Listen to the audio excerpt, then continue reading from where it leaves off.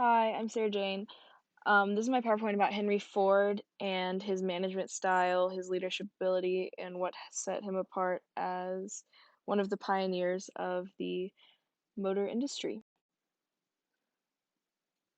Henry Ford is the founder of Ford Motor Company and the inventor of the Model T. He was born into a farming family, but he really had a gift for working with machinery, and he was determined to invent the first horseless carriage. And he was known for his leadership abilities um, with cutting edge advances in the industry and his inclusivity. Henry Ford had lots of technical skills and he worked hard for them. He apprenticed with many different types of machinery, such as streetcars and watches and ships. And so he was great at his craft, but when he decided that he wanted to build the first horseless carriage, he knew he was going to have to run his own business. So he went to school and took classes like mechanical drawing, bookkeeping to learn how to run that business. And he also worked at Edison Illuminating Company, which was like at the forefront of electronic technology to learn how to work with electricity, which you would need to make this horseless carriage. The technological forces that were in place during Henry Ford's time really influenced the way he ran his business and what his mission was and what his goals were. He lived at a time when electricity just there was not much known about it and it wasn't entirely developed and understood by the public. So he worked to make his products using like the cutting edge of technology and he had to learn a lot about them in order to use them. And his products were also influenced by farmers because that's the way he grew up. He was really trying to come up with automobiles and machinery that would help them do their work better, such as with like tractors and such. He was a big proponent of the human relations movement and the theory why culture in the workforce. He was known as a people's person and he had great worker relations and viewed his workers as equal to him. And the way that his company ran really spoke about that. So his leadership was an empathetic style and he was very responsive to his workers and the way that they felt. He pretty much doubled the minimum wage at the time for his workers by paying them $5 an hour, which was absolutely unheard of and made him very popular as an employer. And his employees were very satisfied, and lots of them worked there for a very long time because they were so dedicated to his company because they enjoyed him as a boss. And also, he reduced the average shift time from 9 to 8 hours.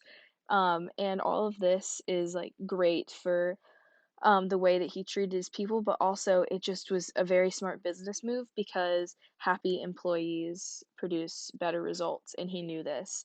And also, he was able to do this because he had lowered the cost of the car so much, which I'll get to later. But a quote from Henry Ford is, "If there's any one secret to success, it lies in the ability to get the other person's point of view and see things from that person's angle as well as your own."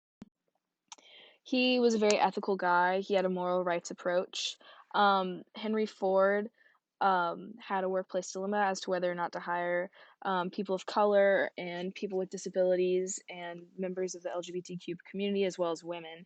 But he viewed everyone as equals, and he viewed the work that their company did as something that everybody could do. So it wasn't an issue for him. He was very ethical. He practiced behavior that was viewed as right, especially today when companies at the time just there were no laws about that, so it wasn't a concern. But he was ahead of his time with that, and he frequently hired women, minorities, those disabilities. In fact, he gave over 900 people with disabilities jobs within his company, and his the nationalities that were represented within his company were very diverse. And he also provided health care for all of his employees. A quote by him is, "Quality means doing it right when nobody is looking," which just goes to show how ethical he was and how he ran his business doing what he believed was right. Henry Ford also had a social responsibility to the people of the communities in which he was working and also just of America at the time because automobiles were reserved for those in positions of power, like social elites at the time, because they were very expensive and only like the most well-to-do in society could afford them. But he knew that he wanted to build a car for the great multitude, as he said in 1903, and only a couple years later he invented the Model T, which is the most popular model that came out, and it was in production for about 2 decades. And he was able to make it so inexpensive because that he only offered one color for the entire time. It had interchangeable parts so that if it broke, it could be inexpensively fixed. And the price dipped down to just under $300 at its lowest point, which made it um, more of an everyday item instead of a luxury vehicle, like a luxury item for only the social elite, which made it a lot easier for just the everyday middle class citizen to purchase one, which just really incorporated automobiles into everyday life. So Ford Motor Company, his company, was at the frontier of the motor age because of his work with just creating an automobile for everyday people to use. Um, Henry Ford seemed to adhere mostly to the market culture, and he had a very big focus on consumers and productivity and meeting goals, and he was very conscious of the competition around him. So one way that he was extremely productive was through the assembly line process that he implemented in his factories, which was constantly moving. There was a division of labor and careful operations at each step, and also there were safety checks at each step. And this process increased the speed at which automobiles were produced and ready to be sold out in the market. And because of this process, he was able to produce a lot more, reduce the price of his automobiles, and customer satisfaction skyrocketed because of this, making him one of the most popular, making Ford Motor Company, one of the most popular manufacturers of cars, and nearly half of the cars in America at one point were Ford Motor Company Model T cars because they were so inexpensive, easy to drive, compared to luxury vehicles that had been on the market before, and the everyday citizen could afford to have one. So he became very popular in his market culture.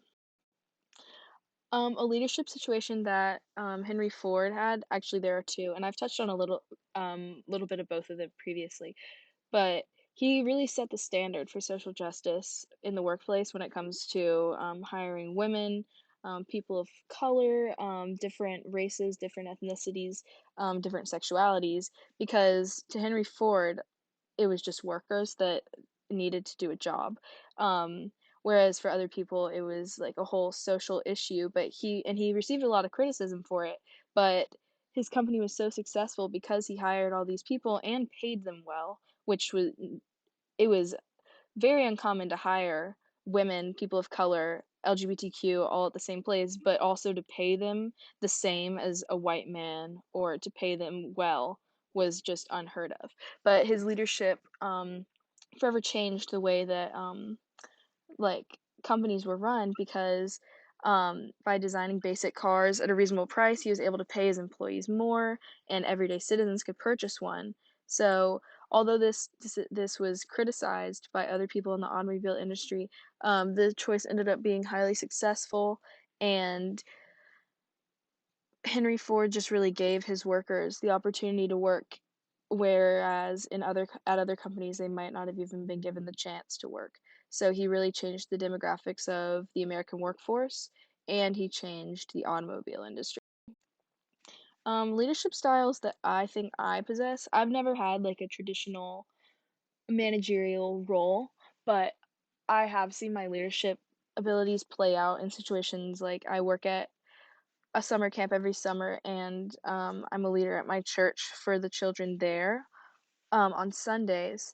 And specifically as a counselor, I think that my leadership style really like plays out in like situations where I'm being tested. So if campers don't want to participate in group activities or follow the rules, like for example, if we were going to the lake and everybody has to put on their water shoes and their life jacket and just one camper isn't having it and starts to throw a tantrum, that's when I've found that just using human skills, soft skills, to be enthusiastic about putting on that life jacket or putting on your water shoes or putting on your sunscreen and understanding why this might be like an issue for certain campers, even if it's small in my head why it's a problem, it could be a huge thing for them, and just understanding where they're coming from is huge in getting cooperation out of them. And also the Hawthorne effect, which is says that like if employers give their employees attention and respect, that they'll be more likely to be more productive. It's not the exact same thing, but it's kind of the same principle, because if a child feels like I'm giving them my attention and my respect and approval, they're more likely to want to please me and be productive and behave nicely and do what we're doing as a group. And so I think that just having compassion and empathy for the kids really just helps when there's general unhappiness with like whatever we're doing. And that leadership style is something I see play out a lot in situations like that. And here are my references. Yes, thank you.